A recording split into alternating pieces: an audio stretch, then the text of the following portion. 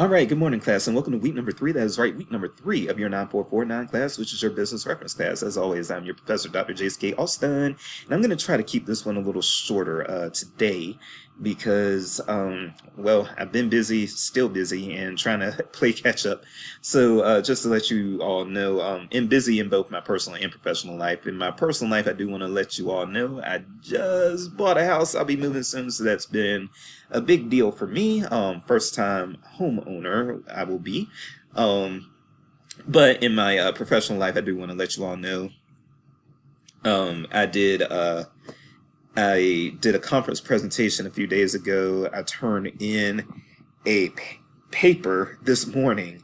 I've got another conference presentation tomorrow, and then I've got a book chapter that's due at the end of the month, and that's on top of some conference planning that I'm doing, as well as some other work that I'm doing with the Black Caucus, the American Library Association, which I'm the vice president of that organization. I say all that to say, yeah, there's a lot going on, and plus I do also try to spend time with my family and try to keep myself in shape. So there's a lot going on, and so first of all, I apologize that it takes me a little while to get assignments back to you, but yeah, I'm gonna have to keep this video short because I got two other check-in videos to record after this one, and then I need to go to sleep at some point. So, but I do want to let you all know that, you know, just like you all, I'm staying busy, and so if there are any delays in grading anything, be it papers that you turn in or discussion board posts or anything, that is why. I am going to make sure, however, that I get your worksheets for your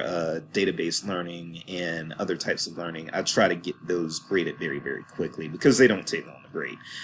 So having said that, let's go ahead and get into some state of the course updates, and then after we do the state of the course updates, we will review the Mergent worksheet, and then once we review the Mergent worksheet, then I'm going to let you go. So hopefully this one will be about 20 minutes, and of course, don't forget you can speed these up.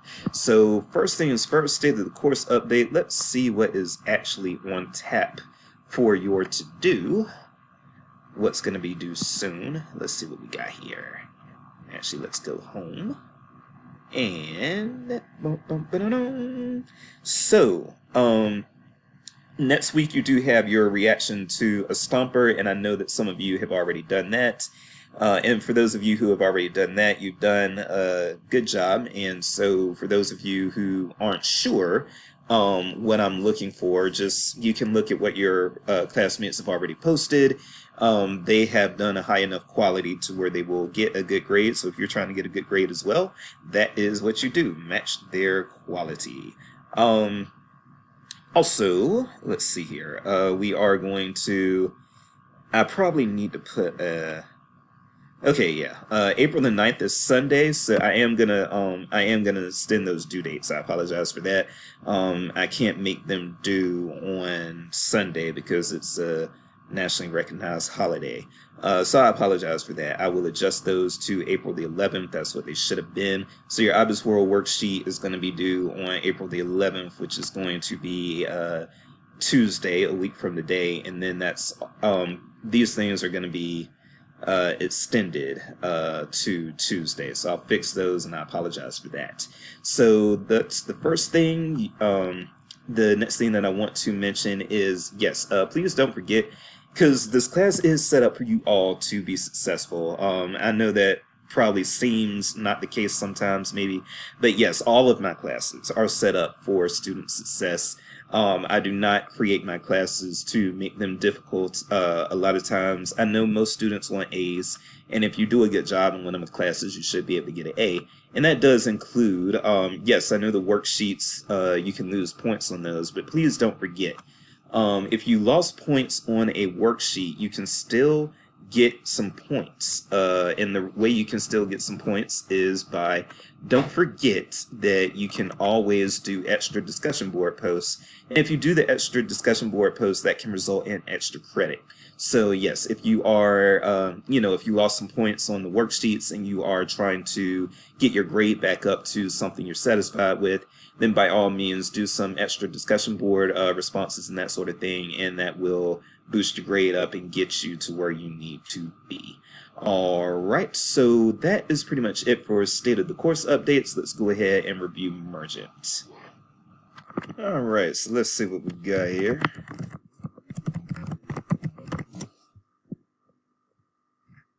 Okay, so we are going to go into Mergent this time around.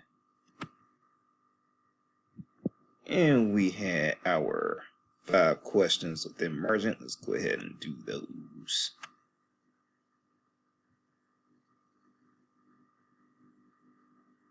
Alright, so what were our 5 questions? Let's go ahead and go into our quizzes.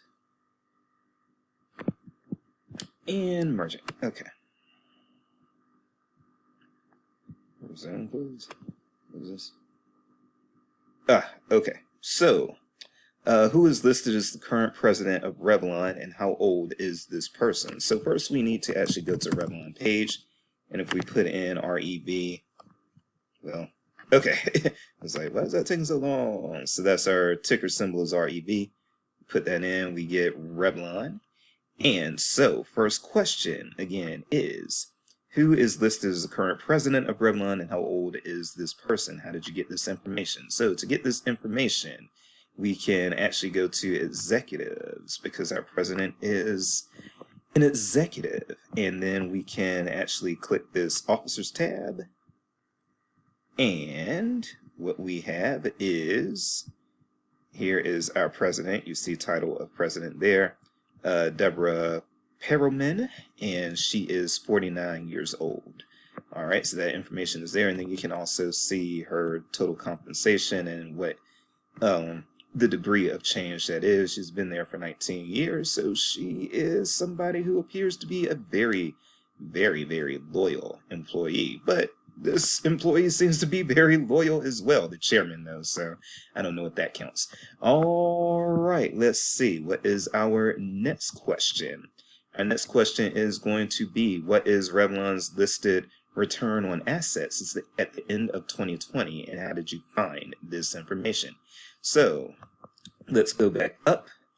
Return on assets is actually going to be something that you will find within your ratios. So, and I know that I'm not expecting, again, this is why you only have 5 questions at the most on these things, is because I'm not expecting you to know exactly where to go to find that. It is kind of a treasure hunt. Now again, you can try to Google, okay, how do I find ROA in Mergent, and see what results you get. But in this case, we'll just go straight to the cutter. If you wanted that information, what you could do is you could go to company financials. And again, ROA is one of your ratios. So you click that. And then if you hover here, this will actually tell you what the ROA means. So you get a little description there. And then we are looking for the end of 2020. So the end of 2020 is going to be December the 31st, 2020. And so this is the figure that you were supposed to find right here. All right, and then our next question is, bada boom. Which of Revlon's listed competitors, according to Mergent, list the highest revenue, and how did you find that information? So this is another one where if I'm talking about competitors, then you may want to look at the competitors tab. And once you do that, come on, buddy. There we go. It defaults actually for revenues. So revenues going from highest to lowest, we see that Johnson & Johnson is listed as the competitor with the highest revenues. Now, another thing that could happen is if I asked you about, let's say, which of their competitors had the most employees, you could come over here and do this. Oh, and it's Johnson & Johnson again, followed by Procter & Gamble. Which of their competitors had the highest share price? Estee Lauder. So you can sort of manipulate these fields in order to get information on your competitors. And these competitors are probably all identified in some, well, actually, I don't know. I would hesitate to say that they are all fitting under this NAICS code. So I'm not exactly sure what data they're using to, or what standard they're using to populate this list of competitors. But, you know, there's some advanced things that you can do that are beyond the scope of this class, but there are some advanced things that you can do to kind of create reports within Mergent. And when you create those reports within Mergent, you can end up with, you can have some competitors actually taken out if you feel that they do not actually serve the NAICS code that you are looking in, or they're not within the industry that you're actually trying to look in. So you got that. And then let's see what our next question is going to be. Our next question is going to be, what tab would you look under to access Revlon's 8K? All of you got this one right, so this one wasn't very hard. But yes, the answer is filings. I believe this is the I think this is the only question that everyone got right. But yes, I'm glad that you all found it. As you can see, filing type 8K there. And then if you wanted to learn more about what an 8K is, that is something that you could Google or find some other ways, okay? So that is your filing information. And then finally, sorry. Okay, y'all weren't necessarily supposed to see that, but it's not going to harm me if y'all saw that. Sorry about that. It's late. Dr. J's has a lot going on. All right, so then finally, what is Kraft Heinz Company's listed number of employees, and as of what date?